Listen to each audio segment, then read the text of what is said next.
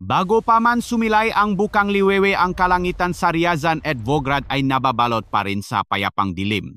Sa ibaba ang madambuhalang oil refinery complex ang puso ngang enerhiya ngang Rusya ay matatag na nakatayo na parang magabakal na kuta. Ang singaw mula sa Maksimenea ay humahalo sa hamong ng umaga. Bigla ang katahimikan ay binasak ng ugong ng daan-daang nakabibinging pagsabog na dumarating mula sa iba't ibang direksyon. Daan-daang long-range suicide drone ng Ukraine ang pinakawalan sa isang malawakang saturation attack. Agad na umungol ang mga sistema ng air defense ng Rusya. Ang makumpleksong Pansir S-1 at Tor M2 ay nagsimulang magpaputok. Ang 30mm na bala ay gumuhit sa kalangitan ng gabi. Ang short range na missile ay humagibis paitaas lumilikha na andaang malili na makakasunod na pagsabo na parang nakamamatay na paputok. Sunod-sunod na uaf ngang kawe ang sumabok sa himpapawid na lalagan na parang mga dahon. Kalmadong pinupuksa nga Russian Air Defense Crew ang bawat bukso nga pain. Ngunit ito ay isang palabas lamang. Habang ang buong sistema ang radar ay abala sa paglilinis ang kalangitan mula sa mga murang UAV ang tunay na sakuna ay dumating. Lumilipat ng napakababa bumabaybay sa kalupaan na parang multo dumating ang dose-dose ng stealth cruise missiles ang Storm Shadow ng Britain at Taurus ng Germany. Nakalipat sila ngang daan-daang kilometro nang hindi natutuklasan ginagabayan ng satellite ng NATO at pinoprograma nga teknisyang British at German. Natuklasan sila nga Russian Air Defense sa huling segundo. Sinubukang harangin nga missile ng Pansir ngunit huli na ang lahat. Ang kanilang target ay hindi ang Maksimenea kundi ang pangunahing distillation tower ang madambuhalang pressure vessel. 10-20-30 missile na nakakahalaga ng milyon-milyong dolyar ang bumangga sa bakal na puso ng pabrika. Isang nakayanit na pagsabok ang naganap. Ang lupa ay yumanit na parang lindol. 10-10 dambuhalang bola ng apoy ang sumiklap nilamon ang dilim at nakpaliwanag sa buong kalangitan.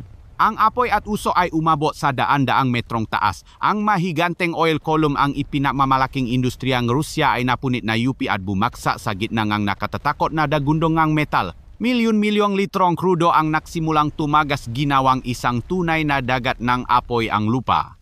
Ang apoy ay kumalat sa bilis na hindi makontrol nilamon ang ngagusali nga operasyon nga tubo at nga kalapit na tangke. Ang makapal na itim na uso ay umayas siksik na parang paderganap na tinatapan ang langit ginawang isang apokaliptikong takip silim ang madaling araw. Ang apoy ay masyadong malaki, ang init ay masyadong matindi, ang bumbero ay hindi makalapit. Mari lamang silang manut mula sa malayo walang magawa habang tinitingnan ang puso nga enerhiyang kanilang bansa na nagliliyap. Kasabay nito libu-libong kilometro ang layo sa isang matibay na underground command bunker na perpektong nakakubli malapit sa Lviv. Ang kapaligiran ay ganap na kabaliktaran.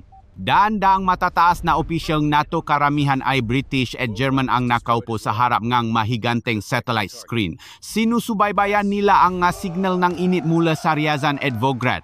Nang sumiklap ang mga puting-puting apoy na nakukumpirma na ang target ay tinamaan, sila ay naksigawan. Nayakapan sila at nakbatyan. Isang British Brigadier General na direktang nakplano ngandas ng Storm Shadow ay mayabang nangumiti. Naniniwala siyang nabutas na nila ang hindi malulusop na kalasak ng Rusya. Hindi nila alam. Kalalabas lang nila ngang sarili nilang death warrant. Kakagising lang nila sa isang put na hindi nila kayang imaginin. Ang Kremlin ay hindi nag-press conference. Ang Moscow ay hindi naglabas ng pagkondena. Ang buong Rusya ay nabalot sa isang nakatatakot na katahimikan. Isang katahimikan na mas malakas pa sa 1,000 deklarasyon ng digmaan. Ang put ng Rusya ay hindi ipinapakita sa ungol kundi sa gawa. Agad-agad isang maikling ngunit malamig na utos ang ibinaba mula sa Moscow. Ang Operation Absolute Darkness ay isinaaktibo. Ang layunin ay hindi isang katumbas na ganti. Ang layunin ay kumpletong paralisis. Ang layunin ay itaboy pabalik ang mayabang na kawanan ng galawin ang teritoryo ng Rusya. Kaagad mula sa mas strategic airbase ng Olenia at Engels 22 ng Matu, 95 MS at 160 White Swan strategic bomber ang umugong. Ang kanilang mga makina ay pumunit sa kalangitan ng gabi lumipad dala ang daan-daang keha 101 cruise missiles.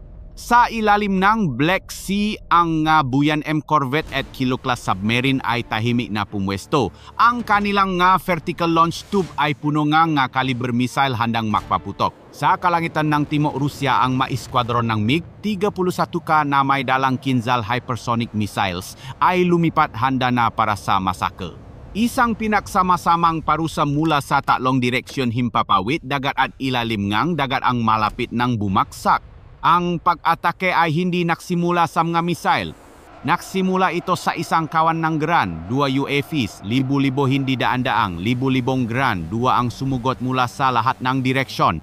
Isang makapal na itim na ulap ang bumaba sa Ukraine sa kadiliman.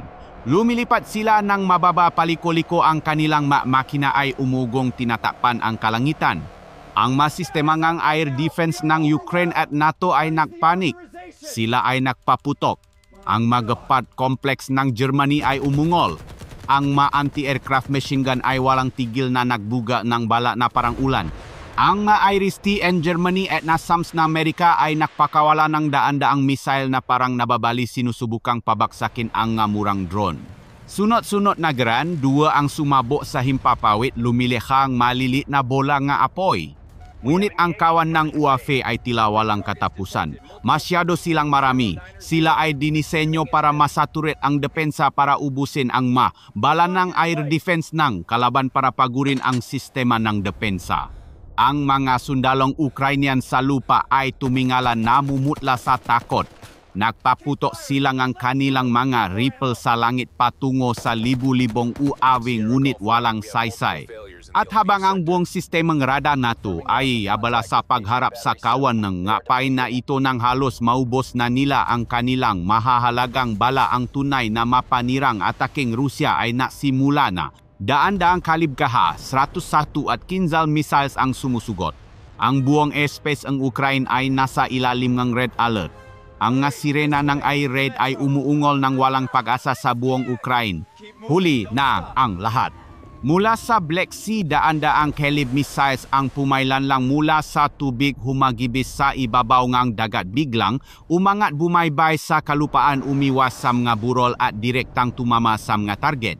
Mula sa kalangitan sa Hilaga 12-12 ng Tu-95 MS ang sabay-sabay na nagbukas ng kanilang bombay. Daan-daang keha, 101 stealth missiles ang humiwalay sa eroplano. Ang kanilang jet engine ay umandar at ang mga kaha, 101 ay sumugba sa kanilang mga target. At ang pinakanakatatakot sa lahat, mula sa stratosphere ang mga Kinzhal missile ay bumulusok sa bilis na Mach 10, parang mga sibat ni Zeus, parang mga meteorite ng kamatayan na hindi mapipigilan. Ang target ay ang mas strategic power plant ng Ukraine. Ang Tripilska thermal power plant sa Kiev, ang pangunahing pinagkukunan ng kuryente para sa buong Kabisra at mga kalapit na rehiyon, ay tinamaan ng 5 makakasunod na kaha, 101. Ang dambuhalang turbina na tumitimbang ng daan-daang tonelada ay sumabog. Ang central control room ay naglaho sa isang iglap. Isang higanteng bola nga apoy ang sumiklap na paliwana sa isang sulok ngangit ng Kiev, nilamon ang buong planta.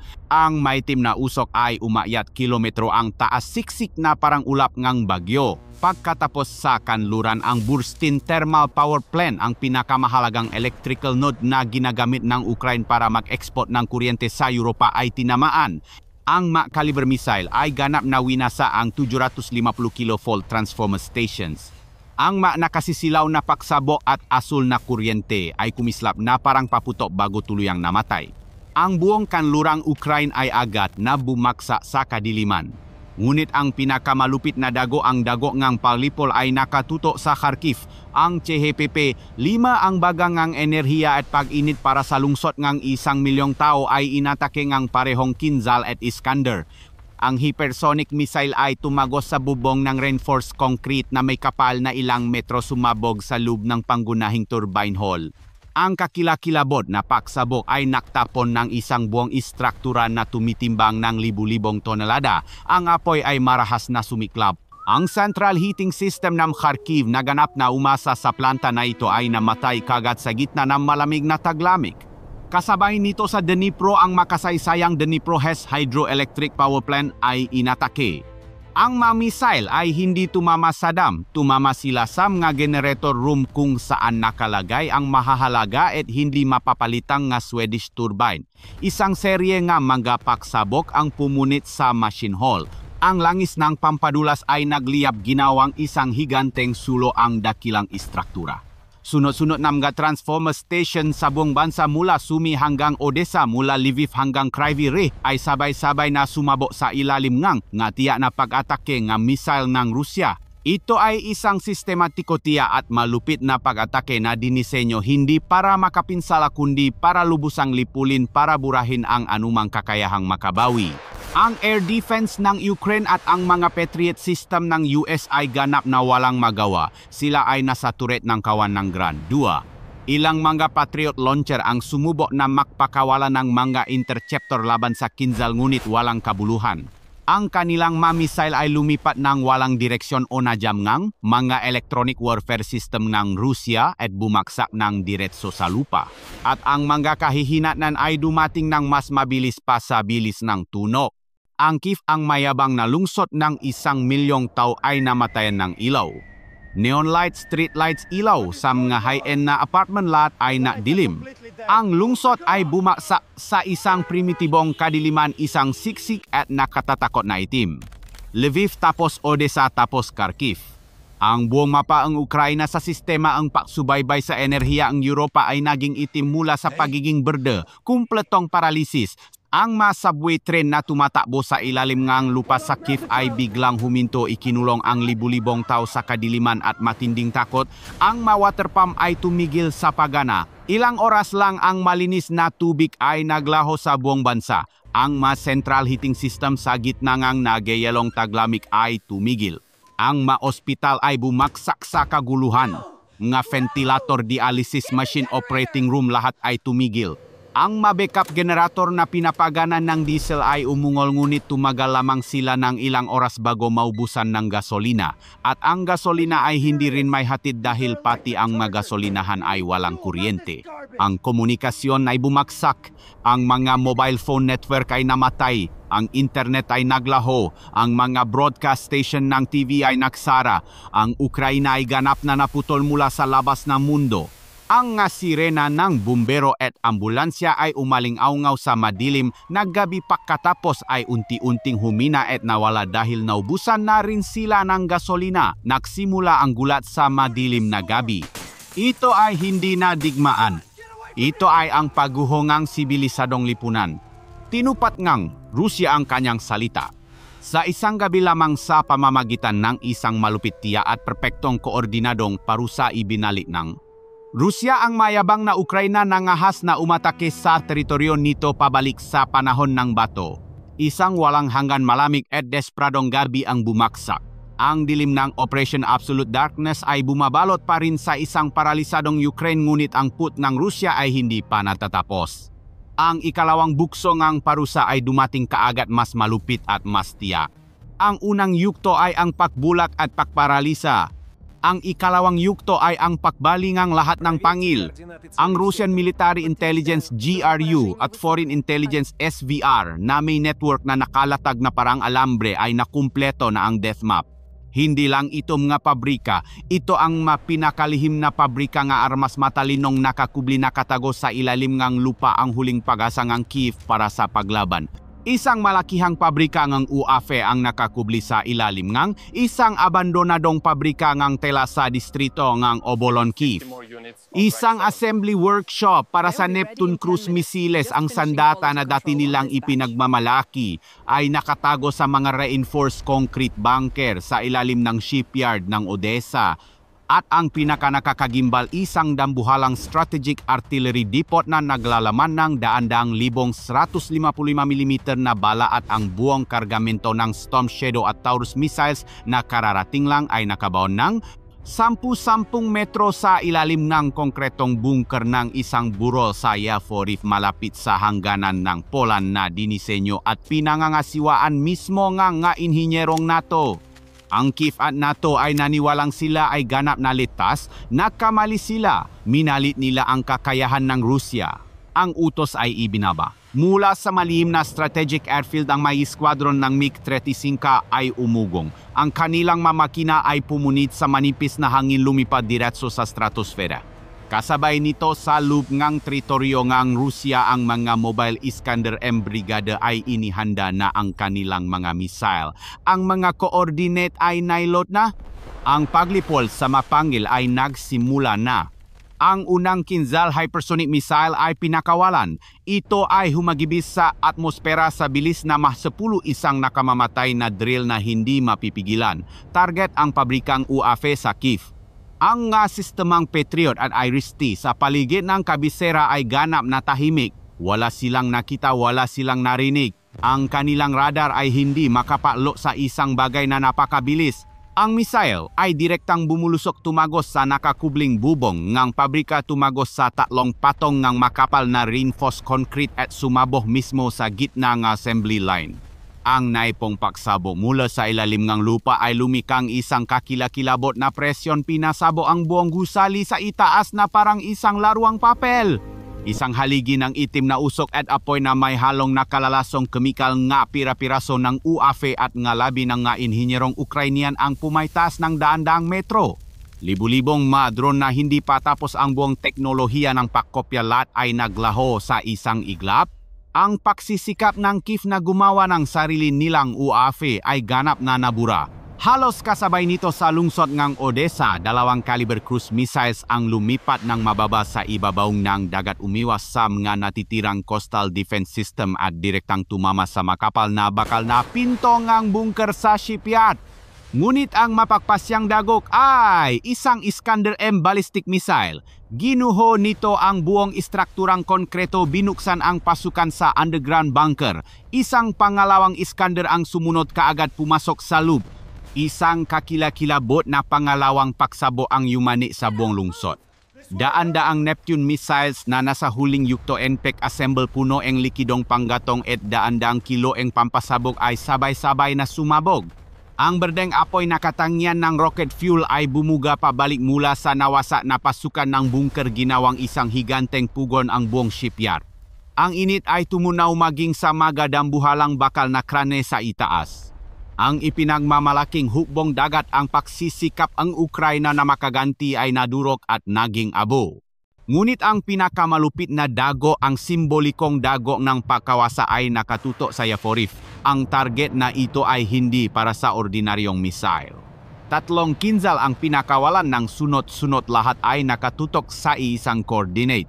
Ang una na may mabigat na bunker buster warhead ay tumagos NK 30 metro sa lupa at konkreto pinunitang gunang layer NK proteksyon. Ang pangalawa ay sumunod kagat tumagos ang karagdagang 20 metro, binutas ang huling layer ang bakal at reinforced concrete. Ang pangatlo na may dalang pinakamalakas na thermobaric warhead ay pumasok mismo sa gitna ng imbakan ng bala. Isang nakabibinging katahimikan ang nahari na parabang hinigop ang lahat ng tunok. At pagkatapos ang buong burol ng Yaforiv ay sumabog. Ito ay hindi isang pagsabog. Ito ay isang apokaliptikong kaganapan. Daan-daang libong 155 mm na bala, daan-daang Storm Shadow at Taurus missiles na nasa lupa ngang gakaon lahat ay sabay-sabay na sumabog. Isang dambuhalang mushroom cloud ng apoy at lupa ang umakyat sa langit, kilometro ang taas, tinatakpan pati ang araw. Isang artificial na lindol ang yumanik sa buong lungsod ng Lviv.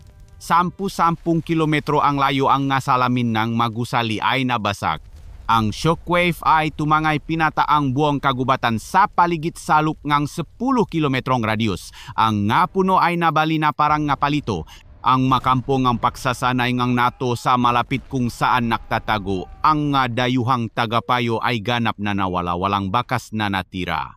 Ang lupa ay yumanik ng malakas hanggang sa hangganan ng Poland. Ang NATO command sa Warsaw at Brussels ay natigilan habang nakatingin sa mga screen. Hindi nila maintindihan kung ano ang tumama. Ito ay isang kapangyarihan na lampas sa kanilang imahinasyon. Ang buong strategic reserve na pinahirapang ipuslit ngayon ato sa Ukraine salop ngayong maraming buwan, ang buong pag-asa para sa isang kontraopensiba ay naglaho salop ngayong ilang segundo. Kasabay nito ang mga pabrika ang pagkukumpuni ngang tangke sa Kharkiv kung saan sinusubukan nilang kumpunihin ang mga sirang Leopard at Bradley ay binisita rin ng mga Iskander missile. Ang mga workshop ay sumabog. Ang magakanluraning tangke na naghihintay ngang pagkukumpuni ay nawasak sa pangalawang pagkakataon. Sa pagkakataong ito permanente na. Sa isang gabi lamang pagkatapos ang pag-atake sa enerhiya, patuloy na binalingang Rusya ang buong gulugot ng industriyang pandepensa ang Ukraine. Bawat pagsisikap sa produksyon, bawat imbakan, bawat pag-asa sa sariling armas ay nilipol. Ang Ukraine ngayon ay ganap na hubad, bulag, paralisado at walang pangil. Sila ay isang bangkay na lamang na naghihintay ng huling dago. Hindi pa tapos ang galit ng Rusya. Ang pagsira sa mga power plant at pabrika ng armas ay parusa lamang sa mga instrumento. Ang manautos nito ang mayayabang na opisyal ng NATO na nautos ng pag-atake sa Ryazan ay kailangan pa ring matagpuan at pagbayarin. Isang mabangis at walang awang pangangaso ang nagsimula sa gitna ng guho ng Ukraine. Ang bansa ngayon ay isang black hole ng impormasyon. Ang kuryente ay paralisado, ang sibilyang network ay bumagsak. Ngunit sa gitna ng kaguluhan at kamatayan na iyon, ang mga opisyal na British at German na naktatago ay napilitang makipaugnayan. Kailangan nilang maulat sa Brussels tungkol sa sakuna na nangyari sa Yavoriv.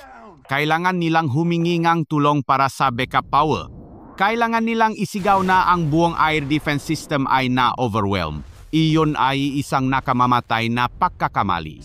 Kaagad ang buong electronic reconnaissance at electronic warfare system ng Russia na tahimik na nagmamasid na parang isang dambuhalang Maninila ay sabay-sabay na isinaaktibo.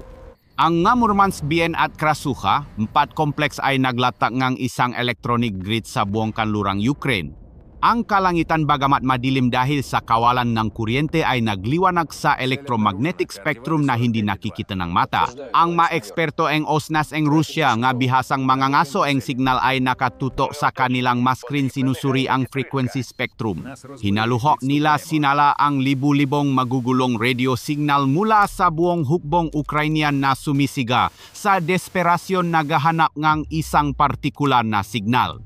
At pagkatapos ay lumitaw ito, isang naka-encrypt na high-level NATO standard shortwave burst na compress at ipinadala sa loop lamang ng napakaikling panahon.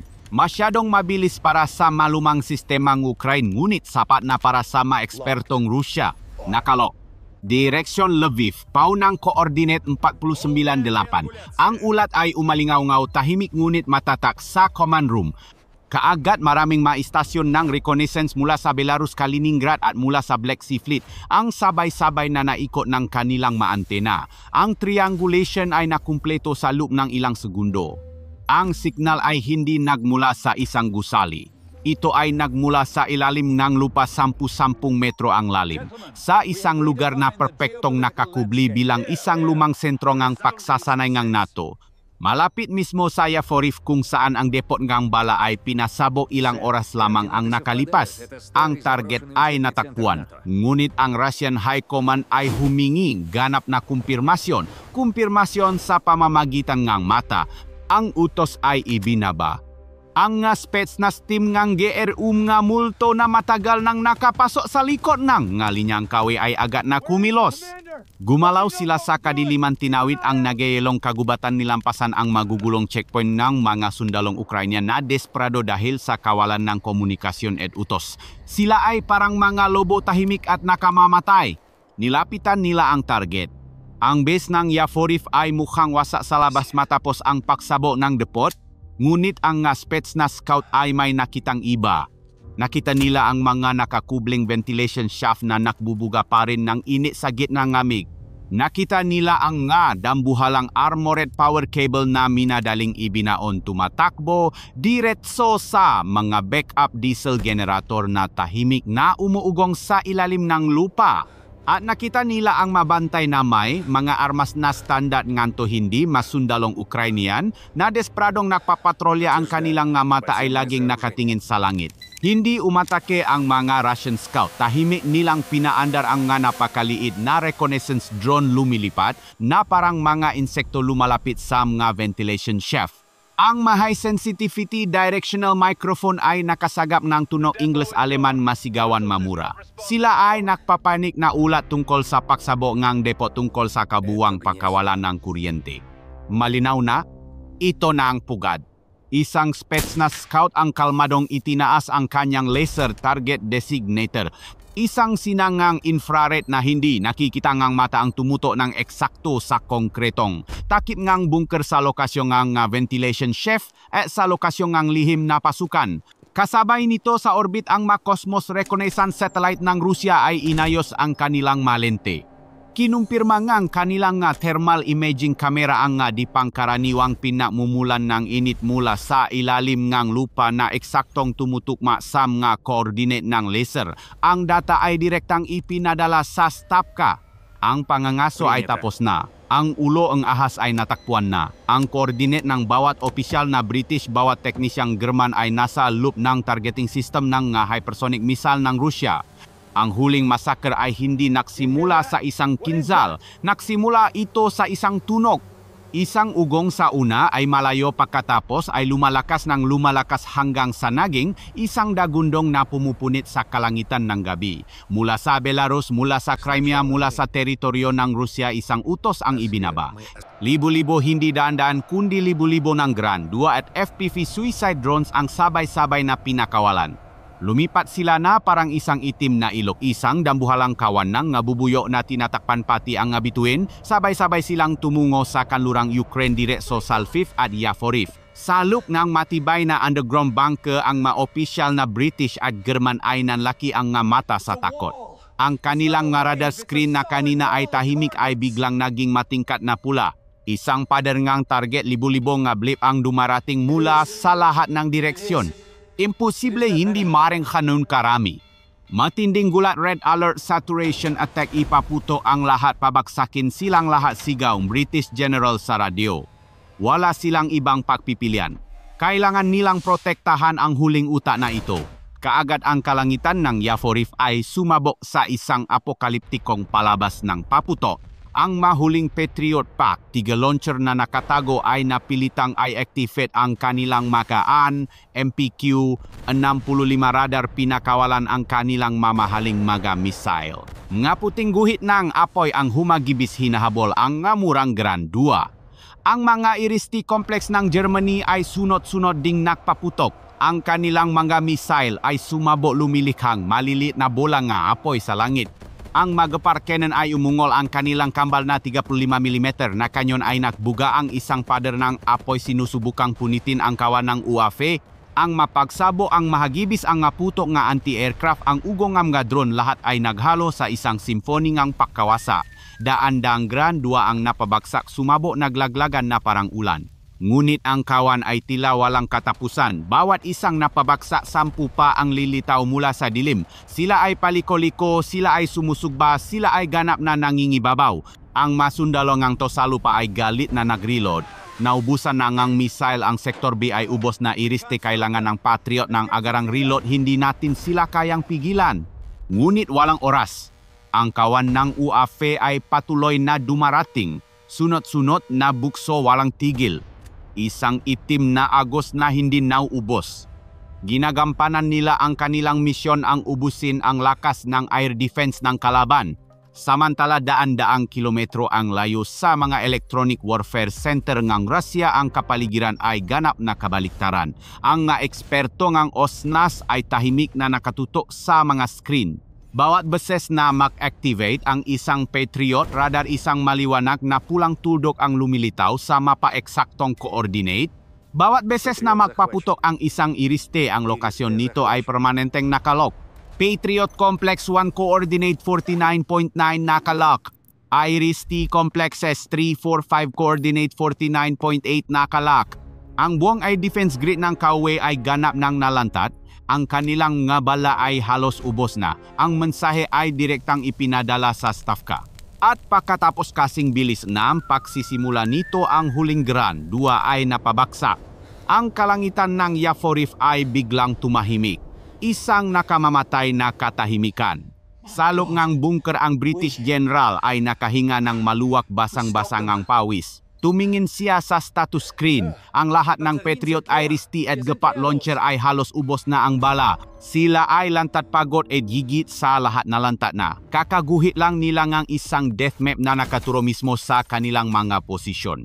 Ang palabas ng ngapain ay naging matagumpay. Ang kalangitan ng Yaforif ay kakatapos lang tumahimik matapos sumabog ang huling Grand 2. Ang British General sa loob ng bunker ay hindi pa napupunasan ang pawis sa kanyang nu. Kakautos lang niya nga garang pa-reload. Naniniwala siyang napigilan niya ang isang saturation attack.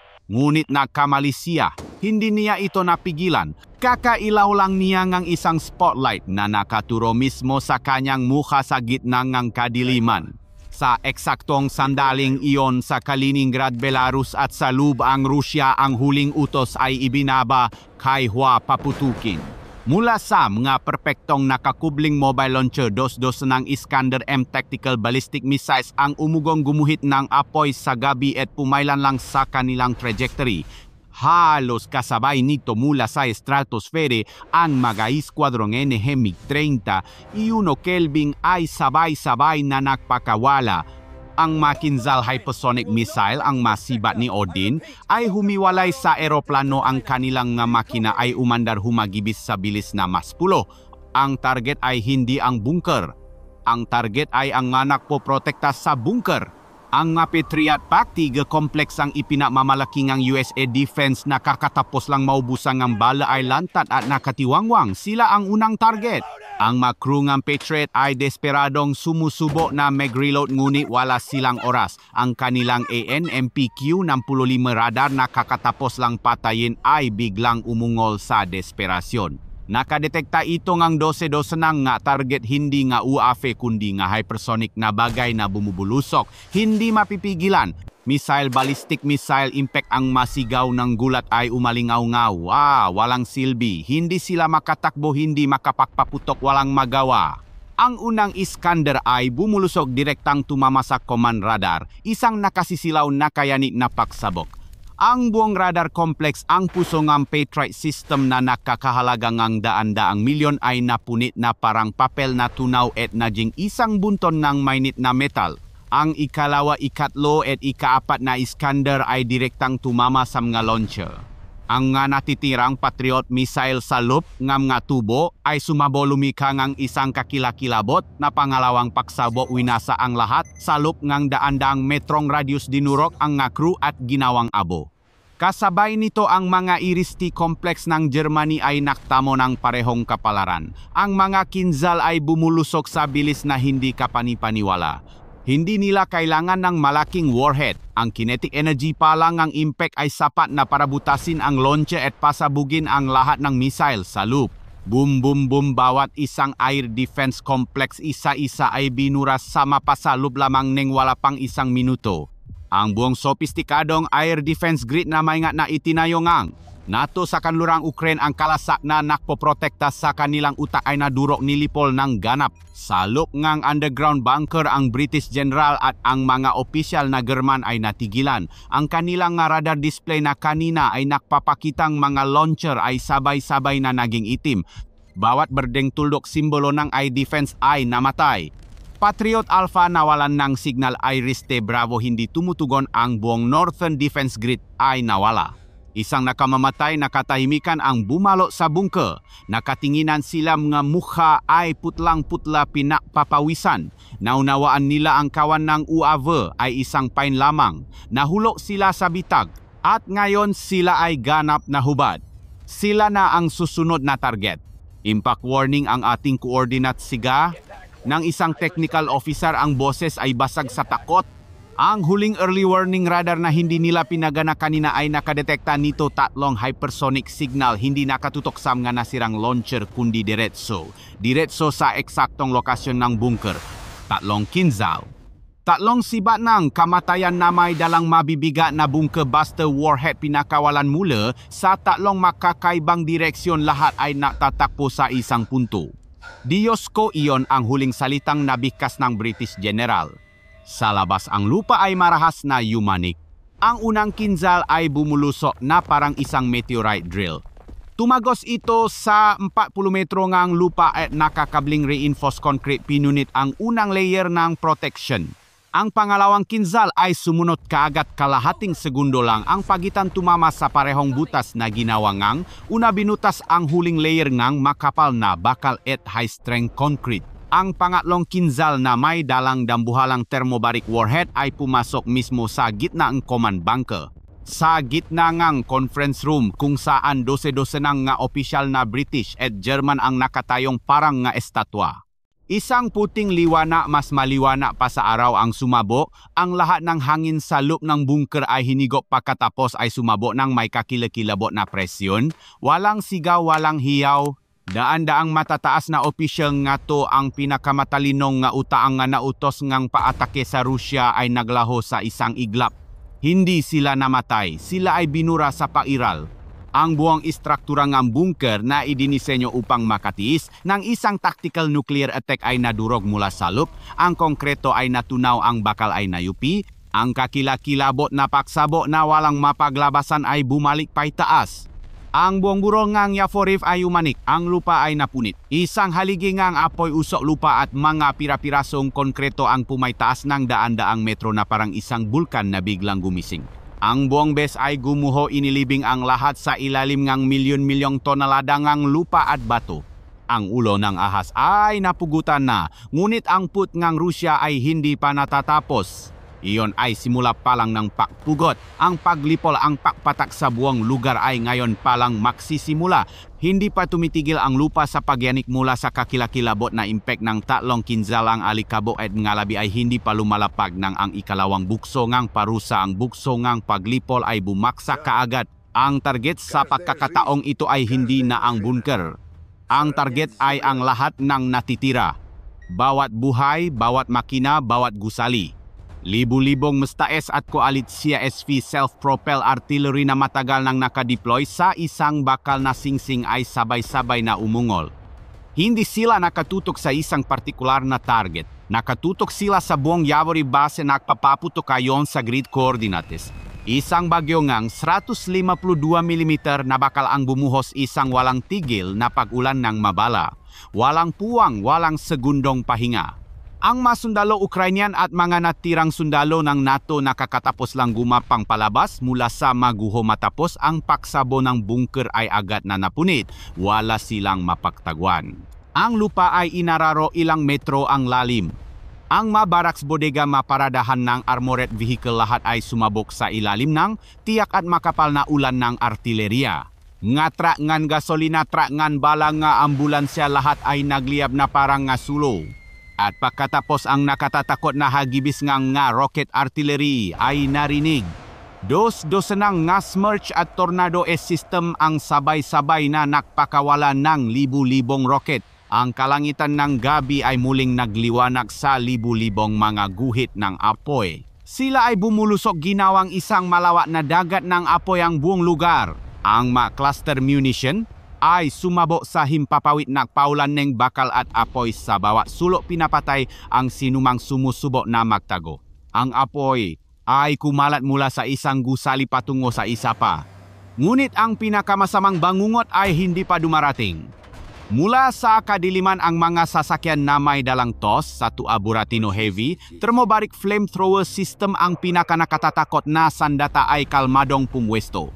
Ang kanilang mga kanyon ay umangat at sila ay nakpaputop. Daan-daang thermobaric rocket ang bumaksak, sumabo, lumihanga, dambuhalang bola nga apoy na humihigop ngang lahat ng oksigen. Ang apoy ay nakmula mismo sa hangin. Bawat natitirang silungan, bawat tunnel ay naging walang silbi. Ang hangin sa loob ay ganap na sinunog. Sinumang nakalitas sa artilleria at mga rocket ay nasunog o namatay sa suffocation sa isang iglap. Ito ay hindi na isang labanan. Ito ay isang paglilinis. Isang ganap na paglipol sa pamamagitan ng apoy. Ang kalangitan ng Yaforiv na ngayon ay ganap ng malinis sa air defense ay pag-ari ng Russian Air Force.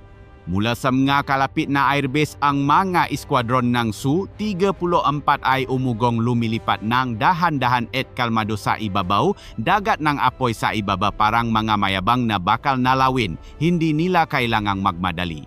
Wala ng banta.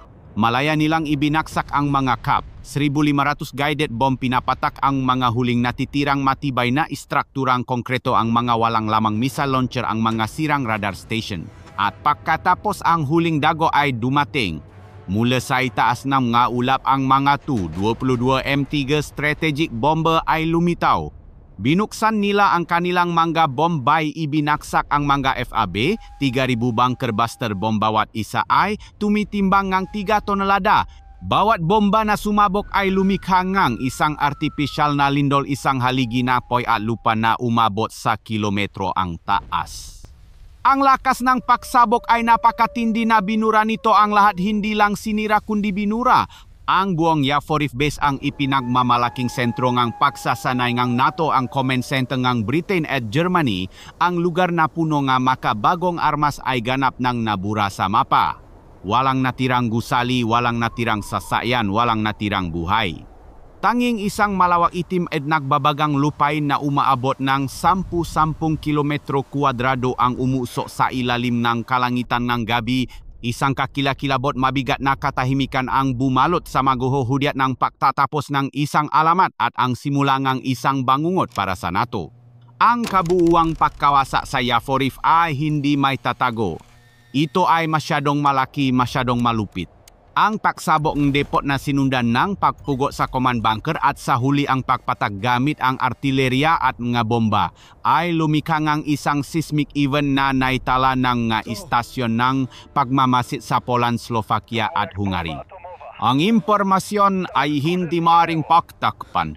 Ang pinsala sa Ukraine at NATO ay hindi may larawan sa isip, hindi lamang sa armas kundi pati na rin sa mga tao. Ang Moscow ay hindi nanahimik sa pagkakataong ito. Kinaumagahan ang Russian Ministry of Defense ay nagdaos ng isang maikli, malamig at matatak na press conference. Ang tagapagsalita ng Rusya ay kalmadong lumabas, walang ngiti, walang dagdag na kilos. Hindi siya kumondena, ipinahayak lang niya ang katotohanan. Kinumpirma ang Rusya na nagsagawa ito ang isang malakihang ganting atake sa mga strategic military command facilities sa kanlurang Ukraine bilang tugon sa teroristang pag-atake ng HIV sa sibilyang infrastruktura ng Rusya. At pagkatapos ay ibinigay niya ang killer blow. Inanunsyo ng Rusya ang nga pangalan, ranggo at maging ang mga serial number ng dos-dos ng matataas na opisyal na British at German na napatay sa loob ng Yavoriv Command Bunker. Kasama sa listahan ang isang British Brigadier General na direktang nagplano ng pag-atake ng Storm Shadow at maraming German Colonel at Chief Engineer na responsible sa pagpapatakbo ng Taurus missile. Ang ebidensya ay agad na inilabas. Ang top secret audio recording ng huling panik sa loob ng bunker na nakuha ng Spetsnaz at mga satellite image na hindi may tatanggi. Isang pampulitikang lindol ang sumabo, mas malakas pa kaysa sa pagsabog ng kinzal. Ang buong Europa ay natigilan. Ang mamamayan ng Britain at Germany na pinaniwala ang kanilang mga gobyerno na sila ay nagbibigay lamang ng tulong at pagsasanay ay natuklasan ngayon na ang kanilang mga opisyal ay direktang nakikipaglaban at namamatay ng malagim sa teritoryo ng Ukraine. Ang galit ay sumiklap. Daan-daang libong tao ang naktungo sa malansangan sa Berlin, London at lahayin nagpoprotesta. Hindi na sila humihingi ng kapayapaan, sumisigaw sila mga sinungaling magbitiv, umalis ngayon din nagwala sila. Hiniling nila sa kanilang mga gobyerno na managot sa pagtula sa kanilang bansa sa bingit ng direktang digmaan laban sa Rusya. Ang mga gobyerno ng Britain at Germany ay bumaksa sa pinakamatinding krisis sa tiwala sa kasaysayan. Napilitan silang aminin ang bahagi ng totohanan, ngunit huli na ang lahat. Ang kredibilidad ng NATO ay naglaho. Habang ang kanluran ay nasa gitna ng kaguluhang pampolitika at matinding takot, ang Moscow ay naglabas ng isang huling mensahe. Hindi sa pamamagitan ng diplomatikong channel kundi sa isang opisyal na pahayag na ipinalabas sa buong mundo. Ang mensahe ay maikli, malinaw at malamig. Anumang armadong presensya ng NATO, maging ito ay advisor, technician o sundalo sa teritoryo ng Ukraine, ay ituturing na isang lehitimong target ng kaaway. Napatunayan na ang Rusya na ang aming masalita ay hindi isang babala. Ito ay isang pangako, at sinumang mga has na subukan ang pangakong iyon ay haharap sa ganap at walang awang pagkawasa.